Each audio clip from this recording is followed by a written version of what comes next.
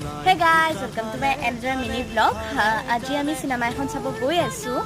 সিনেমাখনৰ নাম Rudra। So তাত কি হয় অলপ হলেও দেখাম। বাৰু মোক এই ফ্ৰকটোৰ সৈতে কেনেকুৱা লাগিছে কমেন্ট কৰি জনাবচোন। এয়া গাড়ীত বহিলোঁ, এয়া দেউতা আৰু এয়া মা, আৰু আমি এনেদৰে গৈ আছোঁ আৰু এনেদৰে গৈ এয়া পালোৱেই।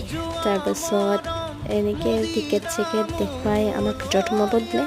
আৰু এটা কথা, এই চিনেমা চাব আহি যদি আমি পপকৰ্ণ আৰু কফি নাখাওঁ তেনেহ'লে কেনেকুৱা কথা হয় না। এফালে মায়ে আৰু চিনেমা আৰম্ভ নহওঁতে পপকৰ্ণ খায়ে আছে।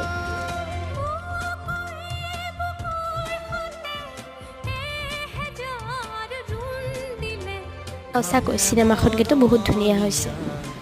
মায়ে নীল কালাৰৰ এটা কিনিলে। তাৰপিছত আমি এনেদৰে ৰেষ্টুৰেণ্টত সোমালোঁ। তাত আমি পৰঠাই খালোঁ, কাৰণ সেইখিনি সময়ত তামাম ভোক লাগিছিল।